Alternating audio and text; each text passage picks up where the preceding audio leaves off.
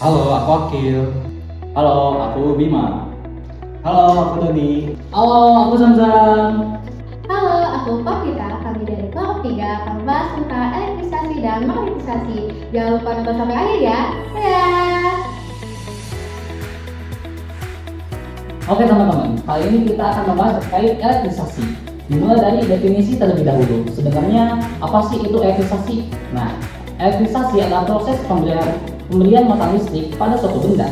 Penjelasannya, elektrisasi terjadi ketika suatu benda yang awalnya netral menjadi bermuatan karena adanya proses tertentu. Proses inilah membuat benda memiliki kelebihan atau kekurangan elektron sehingga muncul muatan positif atau muatan negatif. Itu dari segi definisi. Selanjutnya kita lanjut ke penyeimbang. Nah, penyebab dari elektrisasi ini terjadi karena adanya perpindahan elektron dari suatu benda ke benda lainnya. Untuk penjelasannya, dalam proses elektrisasi, elektronlah yang selalu bergerak, bukan proton. Jika elektron berpindah keluar dari benda, maka benda itu menjadi bermuatan positif. Begitupun dengan sebaliknya. Jika elektron masuk ke benda, maka benda itu menjadi bermuatan negatif. Nah, perpindahan elektron inilah yang menyebabkan perubahan muatan. Oke, teman-teman, sekarang kita akan membahas tentang hukum Coulomb nih. Hukum Coulomb itu adalah F sama dengan K dikali Q1 dikali Q2 per R kuadrat. Di mana F di sini adalah besar gaya listrik dalam newton, sedangkan K itu adalah konstanta Coulomb atau sama dengan N dikali N kuadrat per C kuadrat. Selanjutnya, untuk Q1 dan Q2 itu adalah besar muatan dalam Coulomb dan R kuadrat merupakan jarak membuang muatan dalam meter. Oke, selanjutnya di sini ada medan listrik. Medan listrik itu terdapat dua rumus, yaitu ada yang E sama dengan F per I dan E sama dengan K per Q per R kuadrat. Di mana kedua rumus ini kita bisa pakai sesuai dengan yang diketahui. Untuk E sendiri itu merupakan kuat medan listrik dalam N per C, sedangkan F itu merupakan gaya yang dialami muatan uji. Q itu merupakan besar muatan uji. Untuk Q besar itu merupakan muatan sumber. Halo semuanya, kita akan membahas latihan soal dari elektrisasi.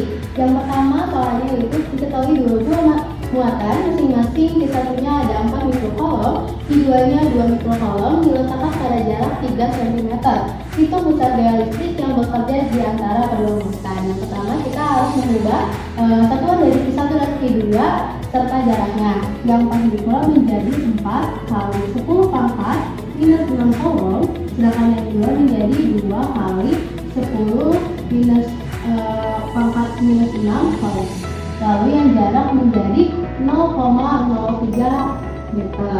Lalu kita bisa mencari besar dari gaya listrik. Kita menggunakan hukum Coulomb di mana F sama dengan K dikalikan Q1 Q2 per R kuadrat. Kita masukkan nilai yang sudah kita ketahui, yaitu di sini K itu adalah konstanta Coulomb, yaitu nilainya 9 kali 10 pangkat 9. Lalu kita masukkan nilai dari Q1 Q2 dan R kuadrat.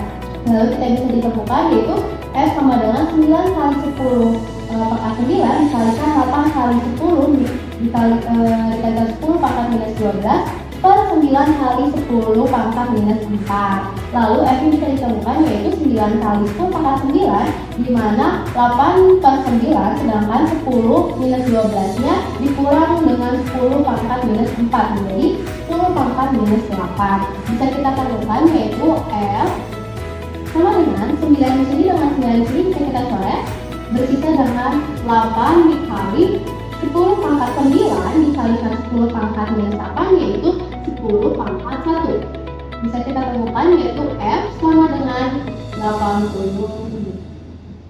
Segitu aja teman-teman contoh soal dari elektrisasi. Maka lanjut dengan elektrisasi soal kedua. Terima kasih. Oke guys, nah sekarang kita akan membahas soal kedua tentang elektrisasi. Nah, jadi di sini ada latihan soal kedua, yang mana soalnya sebuah titik berada pada jarak 0,2 meter dari sebuah muatan dengan I sama dengan 5 mikrocoulomb. Nah, kita bahas ini supaya teman-teman lebih ngerti lagi ya. Oke, langsung saja. Apa yang ditanya? Yang ditanya itu hitung besar medan listrik di titik tersebut. Nah, untuk cara menghitungnya, kita menggunakan rumus yang X sama dengan I per R kuadrat. Nah, oke, kita lanjut. Tinggal hanya mensubstitusikan nilainya saja. Jadi untuk K yaitu 9 kali 10 pangkat 9, kemudian dimasukkan nilai Q tadi, ini sama dengan 5 kali 10 pangkat min 6 kolom. Nah, dimasukkan di sini 5 kali 10 pangkat min 6 dengan R-nya 0,2 meter. Nah, ini karena rumusnya R kuadrat, 0,2-nya dikuadratkan. Nah, begitu seterusnya dilakukan operasinya, didapatkan nilai segini dan hasilnya itu oke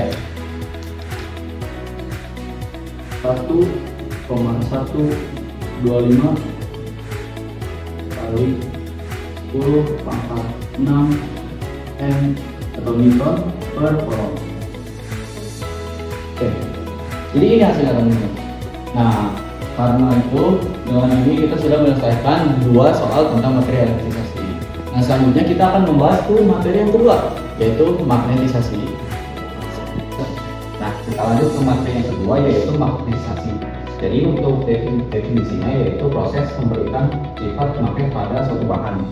Jadi sebuah benda yang awalnya tidak bermagnet dapat menjadi magnet jika domain-domain yang ada di dalamnya mulai tersusun sejajar. Nah, proses magnetisasi ini membuat benda yang memiliki kutub utara dan selatan itu bisa menarik benda lain. Nah, untuk penyebabnya terjadi ketika domain-domain yang ada di dalam magnet itu menjadi bahan yang tersusun searah. Jadi secara alami domain magnet ini dalam suatu bahan tersusun acak. Ketika diberi perlakuan seperti di kosong magnet, dialih arus, atau di dekatan magnet, jadi domain-domain tersebut mulai sejajar sehingga mulai ada magnet total yang kuat.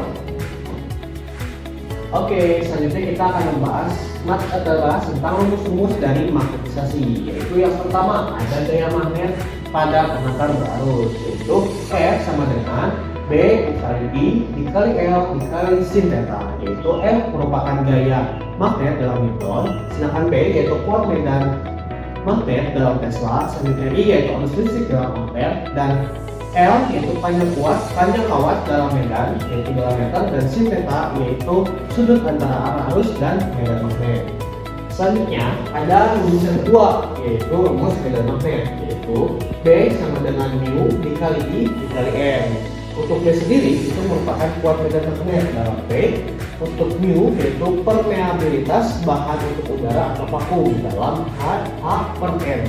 Untuk I sendiri itu merupakan arus listrik dalam ampere, dan N itu merupakan jumlah liter per meter yaitu N per M. Oke teman-teman, jadi untuk lebih mengembangkan pemahaman teman-teman untuk materi magnetisasi yang tadi, kita bahas ke soal. Nah, jadi di sini soalnya tuh terdapat sebuah solenoida memiliki N sama dengan 500 liritan dengan panjang solenoidanya 0,25 meter. Nah, solenoida ini diberi arus 0,4 ampere. Nah, yang ditanyakan itu hitung besar medan B di dalam solenoidanya. Nah, kita anggap inti udaranya tuh sama dengan mu 0, atau bisa dilihat di sini 4pi dikali 10 pangkat min 7 H per M. Nah, untuk cara menjawabnya kita menggunakan rumus yang ini dulu. Jadi kita mencari dulu N, dan di sini ada rumus tambahan B sama dengan mu 0 dikali N dikali I, yang mana I-nya itu arus, N-nya itu ini didapatkan dari sini, kemudian mu 0-nya ini. Oke, kita cari sekarang N kecilnya. Jadi N kecilnya itu sama dengan N besar per L, yang mana L itu adalah panjang dari solenoidanya, dan juga N-nya itu 500 liritan dari si solenoidanya. Nah, tinggal dihitung saja, 500 per 0,25 didapatkan 2000 liritan per meter. Nah, kemudian kita masukkan ke rumus B sama dengan mu 0 dikali N dikali I. Nah, untuk penyelesaiannya kita bisa masukkan langsung B-nya, mu 0-nya masukkan yang ini, kemudian N-nya masukkan ini yang sudah didapat tadi, dan juga tinggal dikalikan dengan ini arusnya 0,4 ampere. Nah, hasilnya itu didapatkan 1,01 kali 10 pangkat min 3 Tesla. 1,51 dikali 10 pangkat min 3 Tesla. Nah, ini untuk jawabannya teman-teman. Oke, segitu saja pembahasan soal 3 kali ini. Nanti kita lanjut. Coba bayangin, kalau lampu ini bisa jadi lebih terang cuma gara-gara alat ini. Kayak sihir bukan? Tapi ini bukan sihir, ini sains. Ini kita bakal ngetes sebuah eksperimen yang mana itu adalah mini Tesla Coil. Apakah medan listrik dan magnet dari mini Tesla Coil bisa bikin nyala lampu LED jadi bikin terang tanpa kabel sama sekali? Nah, kalau sukses berarti ada energi yang berpindah melewati udara. Nah, itu kenapa ya bisa terjadi? Yuk kita bongkar bareng-bareng. Yuk. Oh iya Dons, aku punya pertanyaan simpel nih. Kenapa LED bisa jadi lebih terang ketika dideketin ke Tesla Coil? Oh, itu karena ada listrik yang loncat-loncat sih, atau emang ada energi tak kasat mata yang masuk ke lampu. Oh gitu ya Don. Iya. Sederhananya, Tesla Coil ini membuat medan listrik dan magnet akan menjadi super kuat di sekitarnya. Bayangin seperti kalian melempar gelombang ke udara. Jadi, gelombang ini dapat ditangkap oleh benda yang memiliki logam atau rangkaian di dalamnya, seperti led kecil ini. Jadi semakin dekat akan menjadi semakin besar juga energi yang didapat. Lalu lampu juga akan jadi semakin lebih terang. Nah, analoginya seperti kalian mengipas sebuah lilin. Semakin dekat kalian mengkipasnya, semakin kencang juga anginnya. Lalu apinya juga akan semakin bergoyang. Nah, tapi ini versi listrik. Nah, oke teman-teman, karena tadi kita udah ngebahas terus nih teorinya, kita kan sudah dapat kan teorinya. Nah, sekarang kita bakal lanjut ke eksperimennya. Betul banget. Nah, untuk alatnya itu ada Tesla Coil. Ini dia alat. Dons, alatnya mana? Wah, mana ya tadi di sini tahu? Kau pegang kan tadi? Ini dia alatnya.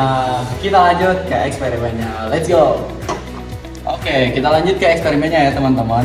Nah, di sini kita udah nyolokin nih si Tesla Coilnya ke sumber listrik. Nah, sekarang kita bakal lanjut ke eksperimennya. Kita bakal buktiin apakah LED ini benar-benar bakal nyala kalau dideketin ke Tesla Coilnya. Oke, kita mulai aja langsung. Nah, di sini kita nyalain dulu. Don, tolong nyalain. Oke. Nah, sekarang kita coba nih. Ini dia. Nah, udah mulai nyala nih teman-teman. Nah, dia semakin dekat itu semakin terang. Nah, kalau kita jauhan, dia semakin redup untuk lampunya. Nah, di sini. Nah, ini dia. Ini adalah batas dia terakhir mati atau sebelum menyala. Mulai ke sini. Nah, dia udah mulai nyala nih. Sampai ke sini. Nah, oke. Kita lanjut ke menghitung untuk multimeternya. Oke, tolong pegang, Bang. Oke teman-teman, nah sekarang kita akan membuktikan eksperimennya apakah tegangannya akan bertambah jika LED ini didekatkan ke Tesla Coilnya. Kita mulai langsung aja ya teman-teman, let's go.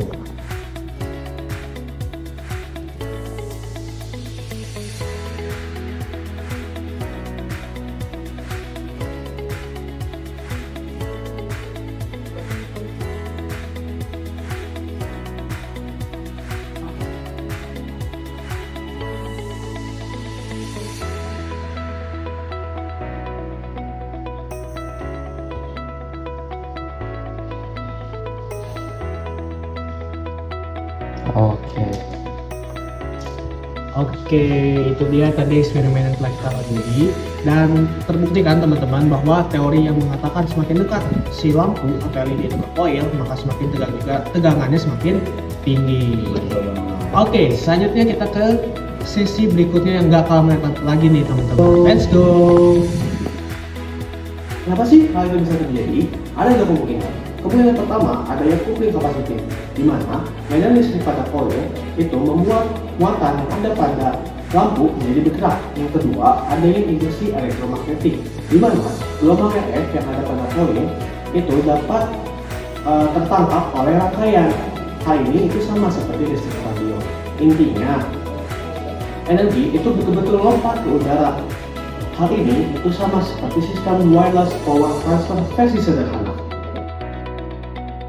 Oke, jadi dari eksperimen tadi yang telah kita lakukan, itu bisa kita tarik kesimpulan bahwa semakin dekat mini Tesla Coil dengan lampu LED, maka semakin terang nyala lampu LED tersebut karena disebabkan oleh semakin banyak energi yang ditangkap oleh lampu LED-nya. Nah, jadi hal ini tuh bisa membuktikan bahwa elektrisasi, magnetisasi, dan gelombang elektromagnetik itu bisa saling berhubungan. Wah, keren banget ya. Ternyata LED bisa nyala tanpa menggunakan kabel, cuman perlu dideketin sama koil aja. Betul, datanya juga jelas nih. Semakin dekat jaraknya, maka tegangan akan semakin besar. Hal itulah yang dapat membuat lampu akan semakin terang. Frekuensi juga akan tetap stabil walaupun kita ubah-ubah ya. Yang berubah itu amplitudonya. Berarti energi itu bisa beneran berpindah melalui udara ya, nggak perlu tuh pakai kabel. Iya, betul. Oke, jadi eksperimen yang kita ambil saat ini itu bisa ditarik kesimpulan bahwa elektrisasi dan magnetisasi itu bisa saling berhubungan. Nah, mungkin kalau teman-teman punya bahan eksperimen yang bisa dikasih tahu ke kita, langsung tulis aja di komen ya. Betul. Terima kasih teman-teman. Goodbye.